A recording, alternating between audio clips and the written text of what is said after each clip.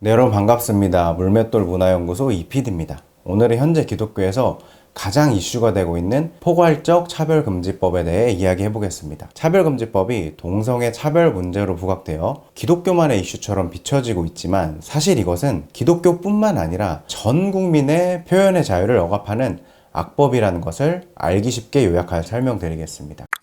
차별을 받고 있는 사람들이 있다면 우리 사회가 보호해줘야 되는 것이 맞습니다. 그래서 우리나라는 차별받는 사람들을 보호하기 위해 개별적 차별금지법이 이미 시행되고 있습니다. 이 법에는 남녀 고용 평등, 임산부, 장애인, 교육기본법, 외국인 근로자 고용 등 차별받는 분들을 위해 많은 법안들이 이미 시행되고 있는 것입니다. 포괄적 차별금지법이 정말 소수 약자들을 위한 법이라면 현재 잘 시행 중인 개별적 차별금지법을 재개정하면 됩니다. 그런데 왜 포괄적 차별금지법을 새로 만들려고 하는 것인지, 또한 이것이 시행되면 어떤 일이 벌어질지 알아보겠습니다. 방금 말씀드린 개별적 차별금지법이 시행되고 있고, 그동안 이것은 건전한 비판의 대상이다, 차별이 아니다 라고 여겨져 오면서 개별적 차별금지법에 포함되어 있지 않던 세 가지 부분이 있습니다. 이 세 가지 내용들을 포괄적 차별금지법에 넣어서 새로운 법을 만들려고 현재 하는 것입니다. 그러면 포괄적 차별금지법에 새롭게 추가되는 이 세 가지를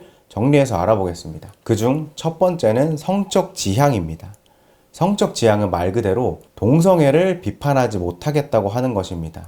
이 부분에 대해서는 제가 후반부에서 조금 더 자세히 다루도록 하겠습니다. 그래서 현재 이 동성애 부분에 포커스가 맞춰져 있고 이것이 가장 중요한 이슈는 맞습니다. 그렇다고 해서 이게 전부가 아닙니다. 포괄적 차별금지법에 새로 들어가려는 두 번째는 사상입니다.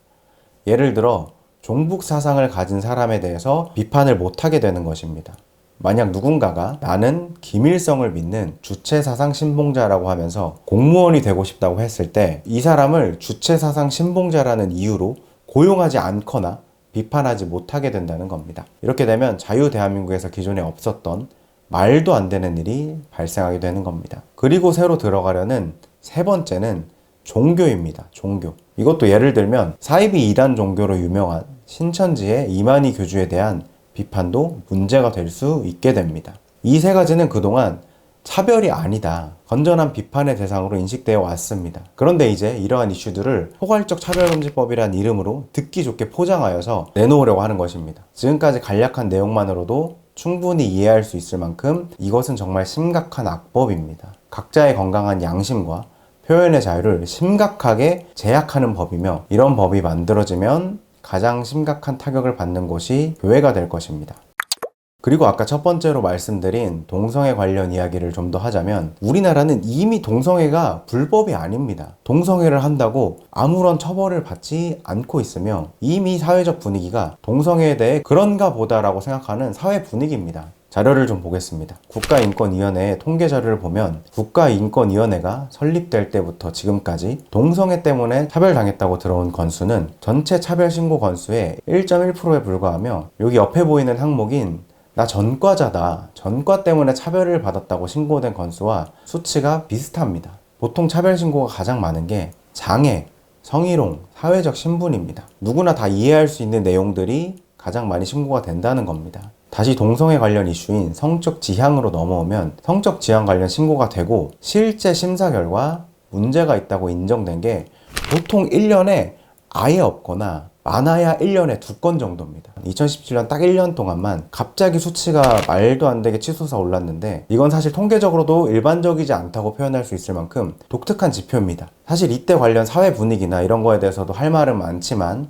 잠시 접어두겠습니다. 이런 내용들만 보더라도 이미 불법이 아닌 동성애를 합법화하려는 시도랑 이미 실제 차별을 받고 있지 않은데 이걸 부각시켜서 시행하려는 것은 반대 세력을 축소하려는 시도로밖에 보이지 않습니다. 또한 포괄적 차별금지법은 교회에서 동성애를 반대하는 설교를 해도 처벌하지 않는다, 이런 주장들도 있더라고요. 근데 이 점도 바로잡을 필요가 있습니다. 종교시설에서 동성애를 비판하는 설교는 제재 대상이 아닐 수 있지만 이게 유튜브나 방송이나 다른 미디어로 나가게 되면은 제재를 받을 수 있는 겁니다. 즉 결과적으로는 교회 설교 자체가 제한될 수 있는 상황인 겁니다. 그리고 지금이 아닌 이전에 국가인권위원회 위원장이 동성애 관련 비판에 대해서 우리는 처벌하지 않겠다라고 발언한 적이 있었지만 이건 완전 말장난입니다. 여기서 말하는 처벌은 형사처벌이고 손해배상과 같은 징벌은 가능합니다. 그리고 또한 징벌을 받는 금액도 상당합니다. 만약 성소수자가 동성애를 비판하는 강연을 듣고 불쾌감을 느꼈다고 하고 국가인권위원회에 진정을 제기하면 강연자는 시정 권고를 받게 되고 시정 명령을 이행하지 않을 경우 3천만 원 이하의 이행 강제금이 부과될 수 있습니다. 그리고 더 무서운 사실은 이 이행 강제금은 중복해서 부과할 수 있도록 되어 있습니다. 쉽게 생각해보면 3천만 원 이하의 이행 강제금을 계속 지속적으로 부과받으면 해당 단체는 곧바로 어려워질 수밖에 없는 것입니다. 여러분 좀 쉽게 이해가 되셨을까요? 그럼 여기까지 정말 막아야 할 악법인 포괄적 차별금지법에 대해 말씀드렸습니다. 이 영상이 도움되셨기를 바라며 주변 분들에게 공유하시고 자유 대한민국을 위해 힘써주시길 부탁드립니다. 시청해주셔서 감사합니다.